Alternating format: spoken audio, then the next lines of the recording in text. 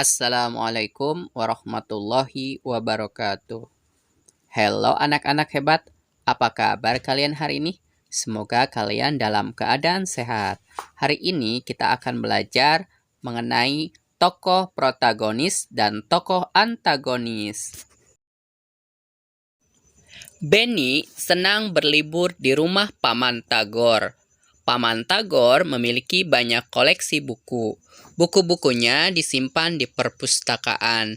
Benny sering diajak oleh Gultom dan Puspa untuk membaca buku di perpustakaan rumahnya. Mereka sangat senang membaca buku cerita. Salah satu buku cerita yang mereka sukai berjudul Kisah Putri Tangguk. Tahukah kamu tentang cerita tersebut? Bacalah cerita berikut ini. Kisah Putri Tangguk. Putri Tangguk tinggal bersama suami dan ketujuh anaknya di daerah Jambi. Putri Tangguk memiliki sepetak sawah yang ditanami padi. Anehnya, setiap selesai panen, padinya selalu muncul dan siap untuk panen kembali. Bahkan ketujuh lumbung Putri Tangguk hampir penuh untuk menampung hasil panennya. Saat panen terakhir, Putri Tangguk mengajak suami dan semua anaknya ke sawah. Mereka memasukkan hasil panen ke gerobak. Panen sudah selesai. Sepertinya persediaan padi kita sudah cukup untuk beberapa bulan, kata Putri Tangguk. Kemudian, mereka mendorong gerobak bersama-sama. Di tengah perjalanan, Putri Tangguk jatuh terpeleset. "Aduh!" teriak Putri Tangguk. Kemudian mereka mendorong gerobak bersama-sama. Di tengah perjalanan, Putri Tangguk jatuh terpeleset. "Aduh!" teriak Putri Tangguk. "Hati-hati, Bu, semalam hujan deras. Jalannya menjadi licin," kata suami Putri Tangguk sambil membantunya berdiri. "Gara-gara hujan, jalannya licin. Perjalanan ke rumah masih jauh. Bisa-bisa aku terjatuh lagi," gerutu Putri Tangguk. Putri Tangguk mengambil padi dari gerobaknya. Kemudian padi ditebar di jalan. Melihat perilaku ibunya, si anak sulung pun bertanya, "Apa yang ibu lakukan? Mengapa ibu membuang padi itu ke jalan?" "Ibu tidak membuang padi. Padi ini ibu gunakan sebagai pengganti pasir. Ibu menebarnya agar jalan ini tidak licin lagi," jawab Putri Tangguk. "Istriku, bukanlah padi itu untuk kita makan. Tidak baik rasanya jika membuang-buang makanan," nasihat suami Putri Tangguk. Putri Tangguk tidak mengindahkan nasihat suaminya. Bahkan Putri Tangguk membantahnya. "Masa bodoh, bukankah padi kita sudah banyak? Apa kau mau aku terjatuh lagi dan tulangku patah?" bantah Putri Tangguk sambil terus menebar padi ke jalan. Setelah panen berakhir, Putri Tangguk tidak pernah kembali ke sawah. Ia berada di rumah untuk merawat ketujuh anaknya. Suatu malam, anak bungsi Putri Tangguk merengek karena lapar. Akhirnya, Putri Tangguk ke dapur untuk mengambil nasi. Alangkah terkejutnya ketika ia mendapatkan pancinya kosong. "Mengapa panci ini kosong? Bukankah tadi masih tersisa sedikit nasi?" tanya Putri Tangguk dalam hati.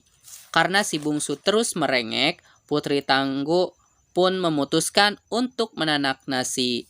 Namun, Putri Tangguk kembali terkejut ketika mendapatkan beras yang ia simpan dalam kaleng juga menghilang. "Kemana perginya beras itu? Aku ingat masih banyak beras di sini sebelumnya. Jangan-jangan ada orang yang mencurinya," kata Putri Tangguk. Kemudian, Putri Tangguk membujuk anak bungsunya untuk tidur.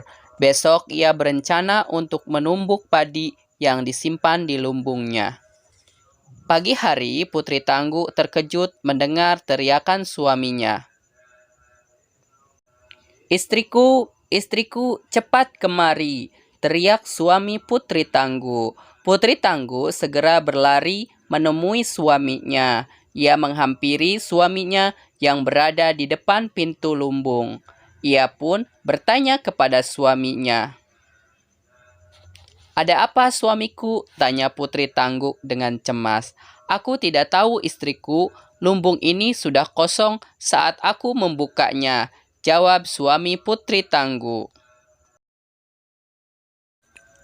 Putri Tangguh dan suaminya bergegas memeriksa lumbung yang lain. Betapa terkejut mereka ketika mendapatkan ketujuh lumbungnya telah kosong. Putri Tangguh pun menangis. "Apa yang terjadi padaku? Tadi malam nasi dan beras menghilang. Sekarang padi di lumbung pun juga ikut menghilang," jerit Putri Tangguh.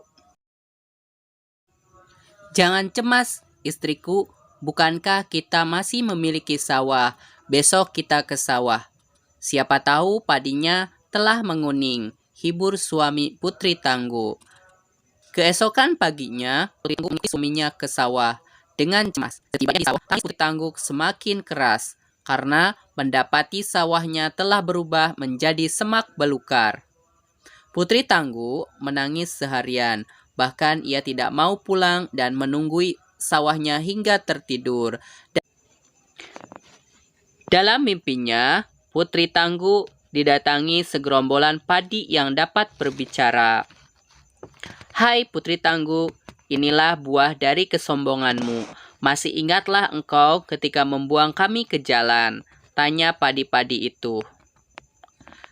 "Kau telah menghina kami. Kau telah menjadikan kami pasir untuk alas jalanmu. Kami ini dipanen untuk dimakan, bukan untuk dibuang sembarangan. Dengan membuang kami, berarti kamu tidak membutuhkan kami untuk makananmu," kata padi-padi itu lagi. Putri Tangguh hanya bisa diam dan tidak menjawab. Ia menyesal kebodohannya. Ia pun memohon maaf kepada padi-padi itu.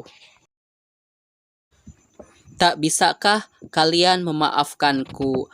Aku telah menyesal perbuatanku," kata Putri Tangguh sambil menangis. "Sekarang kau dan keluargamu harus bekerja keras. Bersihkan sawah ini, bajaklah lalu tanamlah kami kembali," jawab padi-padi itu.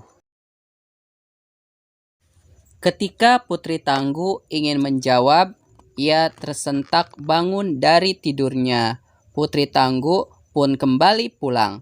Kemudian ia menceritakan mimpinya kepada suaminya.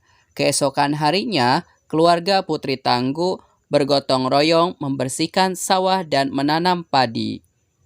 Ia dan keluarganya merawat sawah dan menjaga padinya dengan baik. Mereka menunggu dengan sabar hingga padi yang mereka tanam siap dipanen. Putri Tangguh juga berjanji tidak akan menyia-nyiakan sebutir padi pun hasil panen dari sawahnya. Apa jenis cerita fiksi berjudul Kisah Putri Tangguh? Cerita fiksi ini yang berjudul Putri Tangguh termasuk cerita rakyat, yaitu legenda. Selanjutnya, siapakah tokoh dalam cerita berjudul Kisah Putri Tangguh? Tokoh dalam cerita Putri Tangguh yaitu Putri Tangguh, suami Putri Tangguh, si sulung, dan si bungsu. Selanjutnya, siapa tokoh utama dan tokoh tambahan dalam cerita tersebut? Dalam kisah Putri Tangguh, tokoh utamanya adalah Putri Tangguh dan suami Putri Tangguh. Sedangkan dalam kisah Putri Tangguh, tokoh tambahannya adalah si sulung dan si bungsu. Selanjutnya, kita akan mengidentifikasi tokoh protagonis. Tokoh protagonis adalah tokoh yang bersifat baik. Siapakah tokoh protagonis dalam cerita tersebut? Jelaskan alasanmu.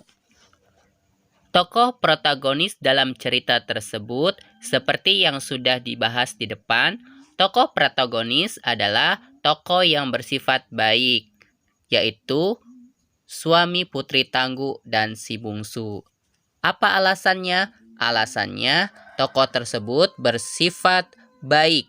Mereka mau mengingatkan Putri Tangguh atau agar tidak membuang padi. Berikutnya juga kita akan mengidentifikasi tokoh antagonis dalam cerita tersebut. Siapakah tokoh antagonis dalam cerita tersebut? Jelaskan alasanmu. Tokoh antagonis pada cerita tersebut yaitu Putri Tangguh.